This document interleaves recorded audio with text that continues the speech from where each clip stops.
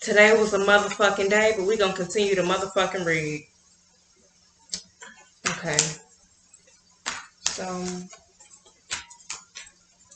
I'm tapping into the collective, the entirety of the collective consciousness watching this video. What do we need to know right now?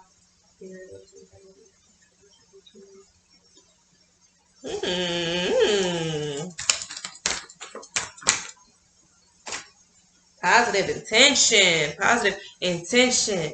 Positive intention. If you intend it to be positive, so it shall be. With positive intent, I feel that sometimes some of us may have or may mistakenly have negative intentions towards things that we want to receive, like maybe egotistical intentions to get this wealth. But, you know, if the intent was to actually, I don't know, be of service to either your own health or the health of humanity, if the intent was for growth and fucking positivity, then you're going to get that in full circle. So whatever your intent is what you shall receive. If the intent is negative, negativity is what you shall get back. Full circle. All this shit is a boomerang. So are you throwing out positivity or negativity? Whatever you throw out, you're getting it back, baby. You are the boomerang. Positive intent. Have it. I love it. Let's get into this read. After that read. So today we're going to be reading Chapter 8 of The Power of Your Subconscious Mind by Joseph Murphy. An amazing book. Chapter 8. How to get the results you want with positive intent. He didn't say with positive intent, but that's what I'm saying.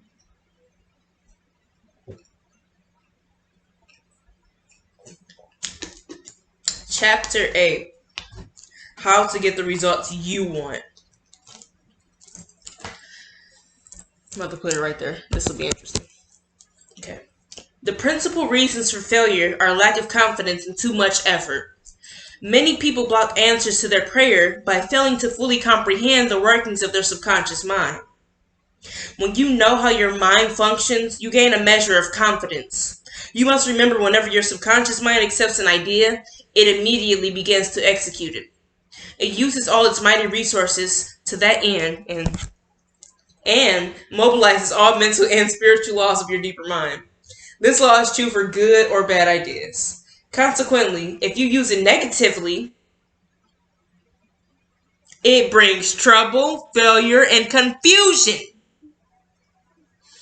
When you use it constructively, it brings guidance, freedom, and peace of mind. Positive intent. The right answer is inevitable when your thoughts are positive, constructive, and loving. From this, it is perfectly obvious that the only thing you have to do in order to overcome failure is to get your subconscious to accept your idea or request by feeling its reality now, and the law of your mind will do the rest. Feel the reality now and it will become of. Turn over your request with faith and confidence, and your subconscious will take over the answer for you. You will always fail to get results by trying to use mental corrosion. Your subconscious mind does not respond to corrosion. It responds to your faith or conscious mind acceptance. Your failure to get results may also arise from statements such as, things are getting worse, I will never get an answer, I see no way out, it is hopeless, I don't know what to do, I'm all mixed up. When you use such statements, you get no response or cooperation from your subconscious mind. Like a soldier marking time, you neither go forward nor backward. In other words, you don't get anywhere. If you get into a taxi and give half a dozen different directions to the driver in 5 minutes, he will become hopelessly confused and probably will refuse to take you anywhere. It is the same when working with your subconscious mind. There must be a clear-cut idea in your mind. You must arrive at the definite decision that there is a way out, a solution to the vexing problem and sickness. Only the infinite intelligence within your subconscious mind knows the answer. When you come to that clear-cut conclusion in your conscious mind, your mind is then made up, and according to your belief, is it done unto you. Easy does it. A house owner once remonstrated with the furnace repairman for charging $200 for fixing the boiler. The mechanic said, "I charged 5 cents for the missing bolt and $199.95 for knowing what was wrong." Similarly, your subconscious mind is the master mechanic, the all-wise one who knows ways and means of healing any organs of your body, as well as your affairs. Decree health and your subconscious will establish it. But relaxation is the key. Easy does it. Do not become concerned with details and means, but know the end result. Get the feel out of the happy solution to your problem, whether it is health, finances, or employment. Remember how you felt after you had recovered from a severe state of illness? Bear in mind that your feeling is the touchstone of all subconscious demonstration. Your new idea must be felt subjectively in a finished state, not the future, but as coming about now. Inferno opponent. Use imagination and not willpower. They said use imagination and not willpower. What a way to flip the script. In using your subconscious mind, you infer no opponent. You use no willpower. You imagine the end and the freedom state. You will find your intellect trying to get in the way, but persist in maintaining a simple, childlike, miracle-working faith. Picture yourself without the ailment or problem. Imagine the emotional accompaniment of the state of freedom that you crave. Cut out all the red tape from the process. The simple way is best. How disciplined imagination works wonders. A wonderful way to get a response from your subconscious mind through disciplined or scientific imagination. As previously pointed out, your subconscious mind is the builder of the body and controls all its vital functions. The Bible says, "Whatsoever ye shall ask in prayer, believing ye shall receive." To believe is to accept something as true, or to live it in the state of being it. As you sustain this mood, you shall experience the joy of the answered prayer. There's 3 steps to success in prayer. The usual procedure is as follows. Take a look at the problem. Turn to the solution or way out known only to the subconscious mind. Turn to the solution or way out known only to the subconscious mind. Rest in a sense of deep conviction that it is done. So let me repeat those rules for y'all again. The 3 steps to success in prayer. 1. Take a look at the problem. Go ahead and look at it. What is it? 2. Turn to the solution or way out known only to the subconscious mind. So what's the way out of this problem? Known only to the subconscious mind. Now, rest in a sense of conviction that it is done.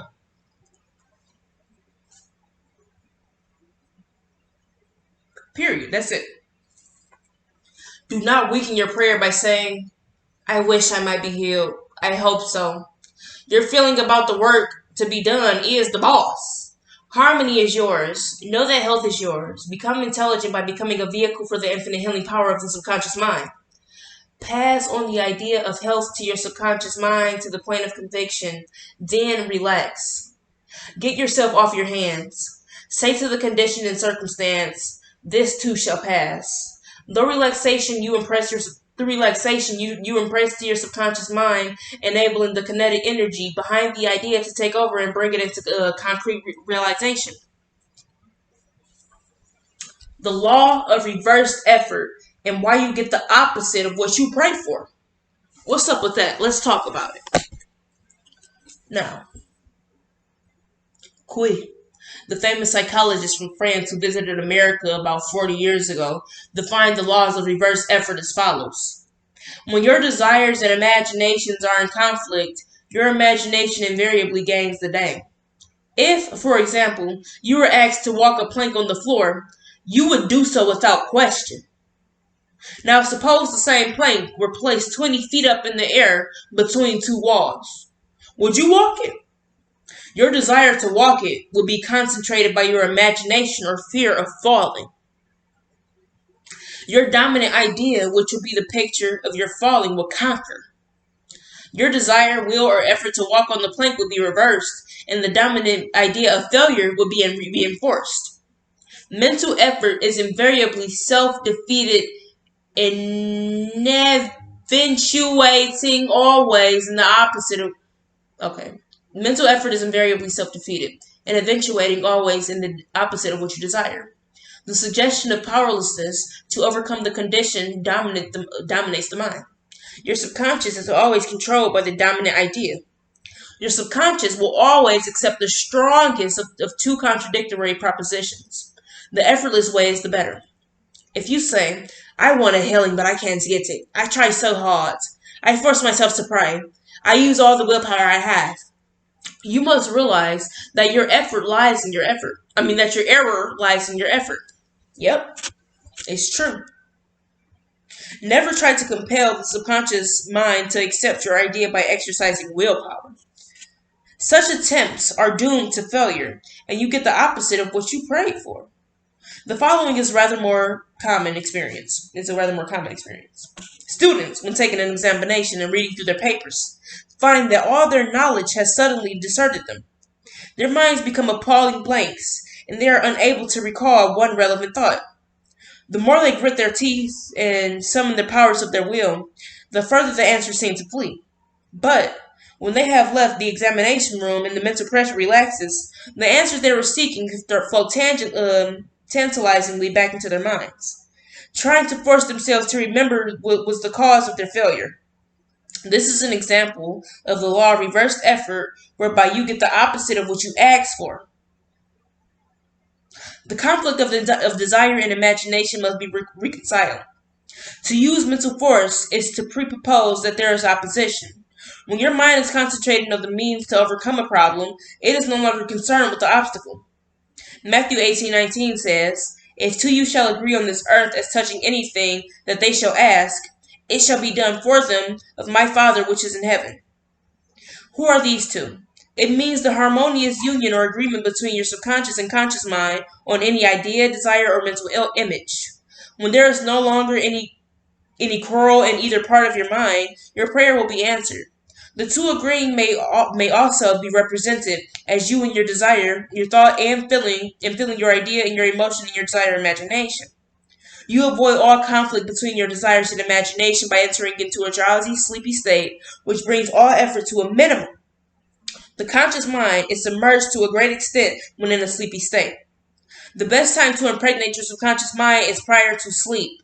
The reason for this is that it is the highest degree of outcropping of the subconscious occurs prior to sleep and just after we awaken. In this state, the negative thoughts and imagery which tend to neutralize your desire and so prevent acceptance by your subconscious mind are no longer present themselves. When you imagine the reality of the fulfilled desire and feel the thrill of accomplishment, your subconscious brings about the realization of desire. A great many people solve all their dilemmas and problems by the play of their controlled, directed, and disciplined imagination. Knowing whatever the image, a great many people solve all their problems and their dilemmas and problems by the play of their controlled, directed, and disciplined imagination, knowing that whatever they imagine and feel is true will and must come to pass. The following will clearly illustrate how a young girl overcame the conflict between her desire and her imagination. She desired a harmonious solution to her legal problem, yet her mental imagery was still constantly on failure, loss, bankruptcy, and poverty. It was a complicated lawsuit, and there was one post-proponent after another with no solution in sight. At my suggestion, she got into a sleepy, drowsy state each night prior to sleep, and she began to imagine the happy ending, feeling it to be the best of her ability. She knew that the image in her mind had to agree with her heart's desire. Prior to sleep, she began to dramatize as vividly as possible her lawyer having an animated discussion with her regarding the outcome. She would ask him questions, and he would answer her appropriately. He would say to her over and over again, "There has been a perfect, harmonious solution. The case has been settled out of court. During the day when fear thoughts came to her mind, she would run her mental movie with gestures, voice, and sound equipment. She could easily imagine the sound of his voice, smile, and mannerism. She ran this mental picture so often it became a suggestive pattern, a regular train track. And at the end of the few weeks, her attorney called her and confirmed objectively what she had been imagining, and feeling as true subjectively. This is really what the psalmist meant when he wrote, "Let the words of my mouth, your thoughts, mental images, good, your thoughts, mental images, good, and the meditations of my heart, your feeling, nature, and emotions, be accepted in thy sight, O Lord," the law of your subconscious mind, "my strength and my redeemer." The power and wisdom of your subconscious mind can redeem you from sickness, bondage, and misery. That was Psalms 19:14. It's true. Now, here are some ideas worth recalling. Mental corrosion or too much effort shows anxiety and fear, which blocks your answer. Easy does it. 2. When your mind is relaxed and you accept an idea, your subconscious goes to work to execute the idea. 3. Think and plan independently of traditional methods. Know that there is always an answer and a solution to every problem. Do not be overly concerned with the beating of your heart, with the breathing of your lungs, or the function of any parts of your anatomy. Lean heavily upon your subconscious and proclaim frequently that divine right is in action is taking place. The feeling of health produces health. The feeling of wealth produces wealth. So how do you feel? 6. Imagination is your most powerful faculty. Imagine what is lovely and of good report, and you are what you imagine yourself to be. This is 7. You avoid conflict between your conscious and subconscious in the sleepy state. Imagine the fulfillment of your desire over and over again prior to sleep. Sleep in peace and wake up in joy. Period. Thank you. Wow, that was an amazing chapter. So, after reading this, something that came to me was recording a voice memo of the affirmation that you truly, truly, truly want to produce in this moment. Like, saying you want to be, you want your fucking business to take off and you want to be filthy, stinking rich. You record yourself, look, at night, like, I am effortlessly executing my business. Like, just creating saying your affirmation on a fucking voice memo repeatedly and just playing that shit. Saying it as much as you need to say it so you can listen to it the same amount of times. I don't know, say it for 5 minutes if you need. So while you're saying that, you're making it happen. And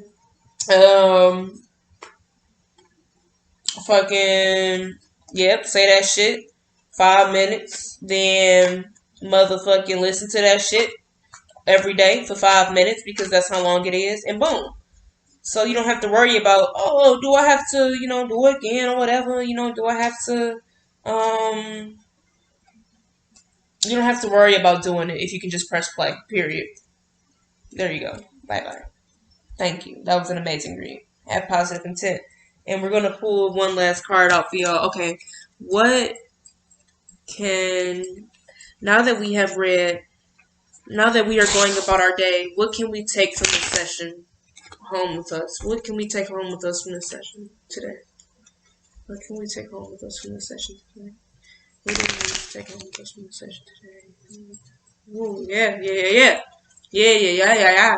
All right.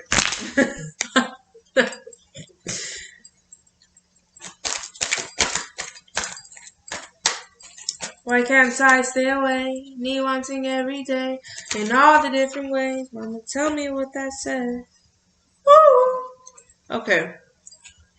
Where do your roots run? Recall your roots and let them blossom. You see the tree. You know what the tree looks like. And maybe you are right now, you are the seed. You are planting the seed in your mind.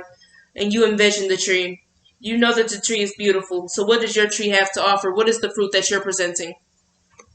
You know the fruit that your tree bears. If you can imagine that, then plant the seed right now. The seed is you saying what the fuck you see.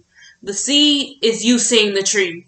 The seed is you saying that this tree is to be soon manifested. That this tree is to be manifested now, actually. You are the seed. So imagine, wow, that would be a great tech. Plant the seed right now. You have no time to wait. You are growing right now because you just planted the seed. Thank you. Ashe.